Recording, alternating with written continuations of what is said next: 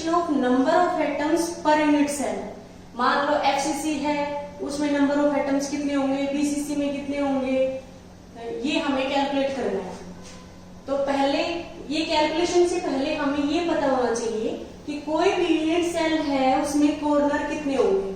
अब आप ये देख रहे हो इसमें कॉर्नर कितने हैं, 2, 4, 6 और 8। तो जो यूनिट सेल है उसमें कॉर्नर कितने होंगे, 8।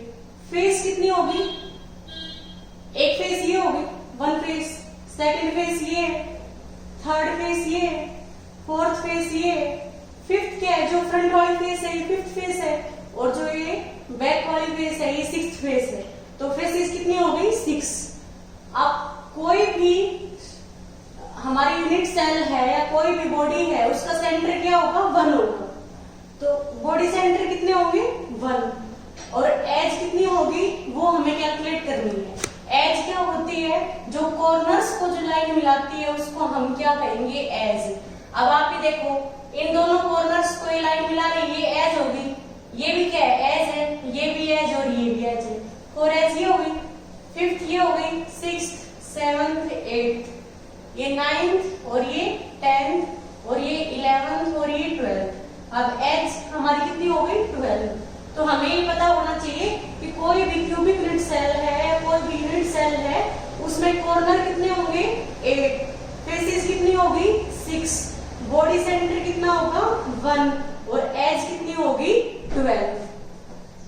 जैसे मान लो हम इस बॉक्स का एग्जांपल ले रहे हैं, ये हमने एक यूनिट सेल सपोज की है, इसमें कॉर्नर्स कितने हैं, 2, ये 4, 6 और ये 8 कॉर्नर्स है। अब हम फेस की बात करते हैं तो ये हमारी फेस है, 1 फेस, और ये 2 फेस, ये 3 है और ये 4 है। अब ये ऊपर वाली फेस है ये 5th है, और नीचे वाली जो फेस है ये हमारी 6th फेस है। तो इस यूनिट सेल में कितनी फेस हुई, 6। अब इस पूरी जो यूनिट सेल है, ये पूरी बॉडी है, ये बॉक्स है, इसका सेंटर तो 1 ही होगा। तो इस पूरी का सेंटर क्या होगा, मिड में होगा, तो बॉडी सेंटर क्या होगा, 1। अब हमें एजेस कैलकुलेट करनी है। तो जो कॉर्नर्स को जो लाइन मिलाती है उसको हम क्या कहते हैं, एज।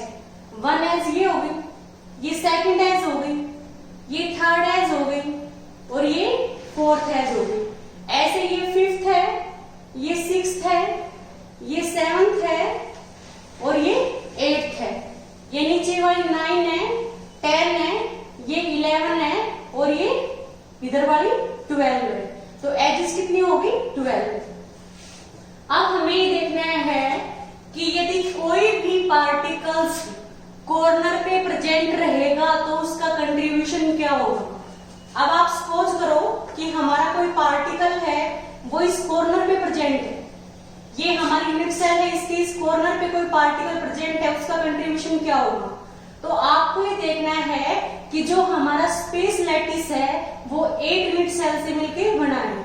अब जैसे एक यूनिट सेल ये होगी, दूसरी इसके आगे सेम बॉक्स लगाएंगे, दूसरी यूनिट सेल होगी, इसके इधर तीसरा बॉक्स लगाएंगे, तीसरी यूनिट सेल होगी, जो यहाँ पे बॉक्स लगाया है उसके इधर लगाएंगे, चौथी यूनिट सेल होगी, और 4 इनसे ऊपर होगी, 8 यूनिट सेल होगी।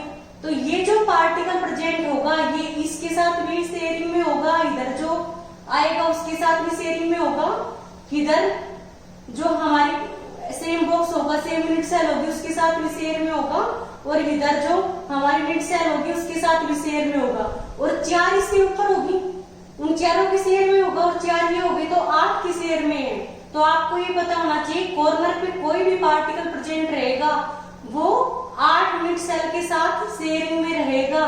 इस वजह से हम क्या कहते हैं, contribution of particle present eight corner, उसका कंट्रीब्यूशन क्या रहेगा पर यूनिट सेल 1/8। ऐसे ही हमें contribution of particle present at face centre निकालना है।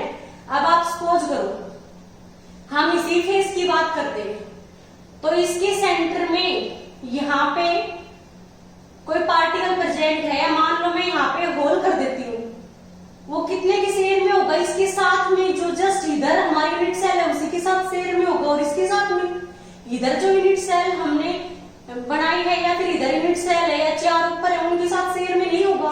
तो यहाँ जो फेस की सेंटर पे कोई पार्टिकल प्रेजेंट है वो इस यूनिट सेल के साथ शेयर में होगा, और इसके इधर जो दूसरी यूनिट सेल होगी उसके साथ शेयर में होगा। तो जो फेस की सेंटर पे पार्टिकल प्रेजेंट रहेगा वो 2 यूनिट सेल के साथ शेयरिंग में रहेगा। इसी वजह से हम क्या कहेंगे, contribution of particle present at face centre.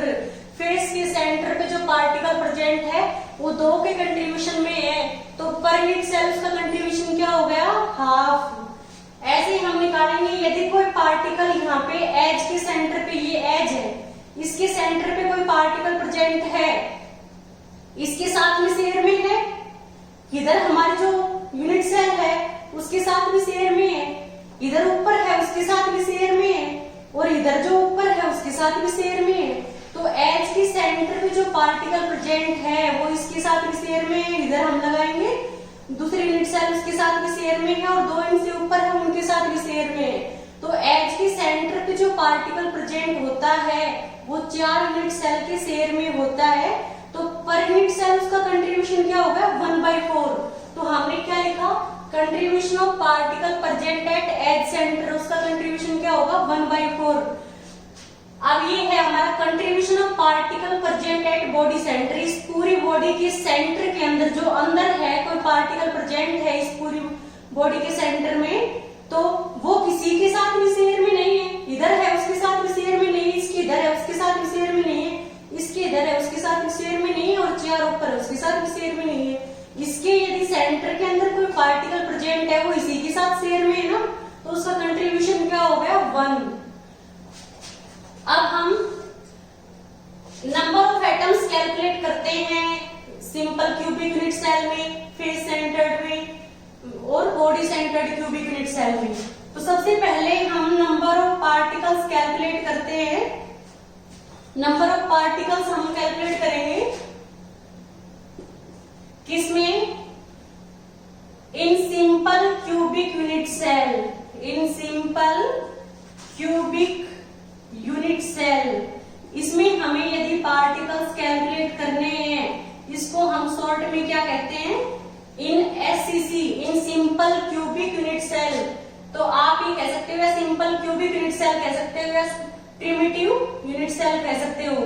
तो आप ये देखो, इसमें यदि कोई, पहले तो आपको इसका डायग्राम बनाना पड़ेगा।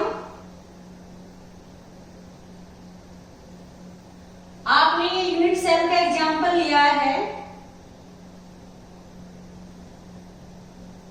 इस यूनिट सेल में हम देख रहे हैं कि कॉर्नर्स कितने हो गए, 8।